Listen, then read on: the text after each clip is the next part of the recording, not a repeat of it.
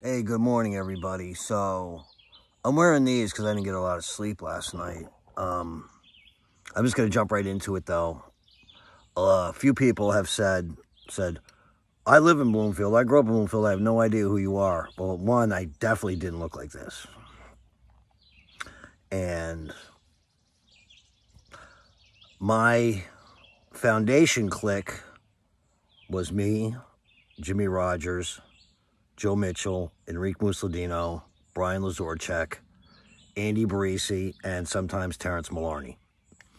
And then my B team was Michael Pacciano, Don Morgan, and then my electric circuit clique was Kenny Zach, Greg Grulich, Donna Anka, Anthony Nylon, or Nylon, I know there's two, the one with the long hair.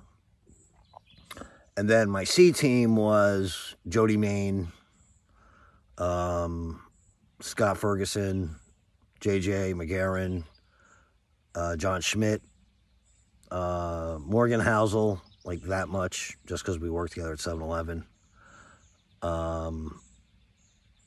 Pete Torciello, Michael Falco, Tommy Colgate, Anthony Ryan, later Johnny Ryan a little bit.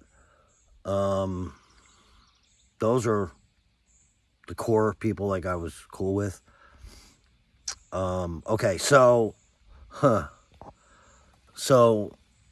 Matt Burns, I can't forget about Matt Burns and Dominic LaPola. Man. And then, you know, the 7-Eleven crowd, which was like Bobby Emmerich would come in. And that was another thing, too, I wanted to talk about, is that I worked at 7-Eleven from 1983 until like maybe 86. And there's actually a really cool John Marcy, Sergeant John Marcy from Bloomfield Police Department story. This is actually a very long story, but I'm going to tell it because this is going to be my last episode for Bloomfield. This kid, John Bryant, who I wasn't friends with, but he became friends with Jimmy Rogers and those guys. This kid was a straight criminal, probably still is. No disrespect, but the kid just stayed in trouble. So every day they would come to 7-Eleven and buy something or try to steal something or get a free something or whatever, you know, because we had the complimentary cups under the counter. Everybody lived on those things. But he had stolen his father's Cadillac. And I guess they broke into some old lady's house and were staying in some old lady's house by North Junior. This is what I was told. And they were like, you got to take a ride. I'm not getting in that car. Not doing it. You won't catch me in that car. And literally, because of the schedule, like I always took care of Bloomfield cops and I always took care of Broughton Avenue kids. And I could go into a different story about Broughton Avenue, but I got my respect for them as how the Broughton Avenue kids carried themselves. They didn't carry themselves like punks. They were cool with a lot of people, you know, and I had a lot of respect for Broughton Avenue before I started hanging out there, and I guess that's what's kind of pushed me over there.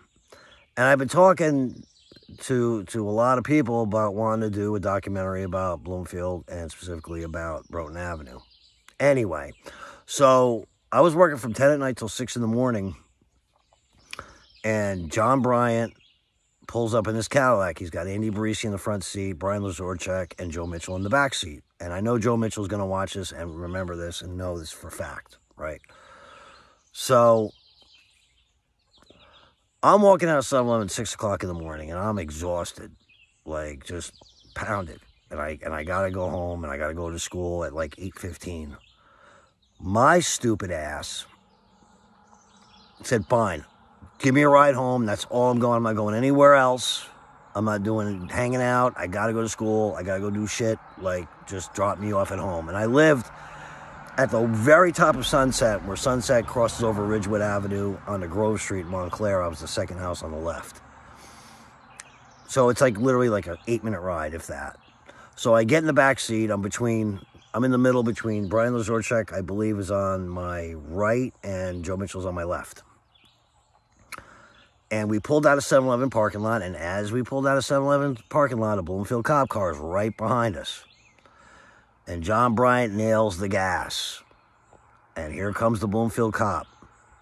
And I'm not going to say which cop it was because I'm not trying to get anybody in trouble or I'm not trying to fucking snitch on nobody.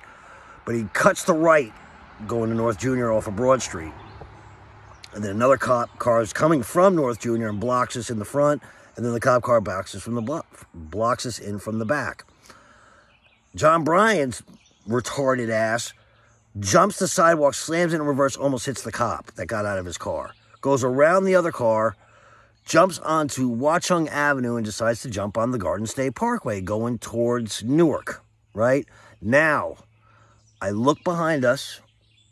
We've got State Police, Bloomfield, Irvington, East Orange, we must have 100 cops behind us. And back in 1980s, you don't run from cops. You probably still shouldn't run from cops today, but he was doing 100 miles an hour, and he went through the Essex County toll doing 100. Blew right through it. And all you see is cops blowing through it. And we got pulled. We didn't get pulled over. John Bryant eventually pulled over by Irvington and decided to run. Now, everything he's doing is instigating the police to be pissed, right? So I see him take off. He gets out of the car and cuts back to the back of the car. They grabbed him. They beat the shit out of him. Maybe he was trying to fight them. I don't know. All I see was him getting the shit beat out of him. Then they pulled Andy out of the car. Jimmy Rogers out of the car. They beat the shit out of fucking Jimmy. Then they pulled fucking Brian out of the car, and they were beating the shit out of him. And then they pulled Joe Mitchell out, and they threw Joe on the ground, and they were actually, jumping on top of him. It was fucked up. Then they grabbed me.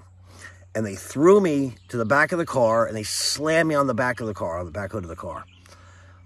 And I turn to look, and I see a fucking nightstick ready to fucking come down on me. God is my savior. John Marcy grabbed that cop's wrist, turned me around, and goes, "You weren't fucking here." Threw me in the back of his cop car while I watched all my friends get the shit beat out of them. Seemed like forever. And they brought me down to Bloomfield Police Station, and my mom came down and got me. And John Marcy, God bless him, I hope he's still alive, and I hope he's doing well. And he used to own the candy store, if everybody knows, on Broad Street. Sat me down with my mom. We go, "We know who your son is. He works at 7-Eleven. We know for a fact he was coming out of work. He had nothing to do with this, all right? We're not even going to put his name on it. John Bryant's going to jail." For how long, however, we didn't know. The next day, I go down to see how Jimmy is, and I walked in, and they are bad. They got the shit beat out of him. And Enrique Mussolino walked in behind me, and he's just like, "What the fuck happened?" And we had to go relive that story again. So that was one of the nightmares of Bloomfield. Second thing was talking about Overbrook. I had never been to Overbrook Abandoned Mental Hospital up in Cedar Grove or Verona or wherever it is. And Sue Anderson and her brother and a couple other people were like, "We're going to go check out fucking Overbrook." And I'm like, "Yeah." They're like, "Yeah, go. You go up to the roof, and there's all these crazy rooms, and homeless people throwing scalpels at you." Let's go. So we parked on this road. We walked up a block. We went through the do not fucking trespass area. And we proceeded to the roof, right? So we're looking over the roof and looking down, and we see flashlights, right? And we're like, and we hear radios. I'm like, it's cops. Time to go. So it's a cement spiral staircase that goes up, right? and we're coming down it now, right? And we don't, and the cops' radios are getting louder, whatever, And I'm like, we're about to get popped. It's trespassing. I don't know what the fucking result of trespassing is going to be, but the radios were sounding like they were coming closer and closer and closer. And we're coming down these stairs, right? And we get to the bottom and we look up, and on the roof are all the flashlights. It ends up that it's like a dual staircase. They're coming up while you're going down. You're literally right behind this cylinder, and they don't even know you're going down. And we're like, "Fuck you guys," fucking, and hauling ass. We hauled ass out of there. So Also, I wanted to talk about White Castle. And I was with Jimmy Brooks, and we had gone up one night. It was late. And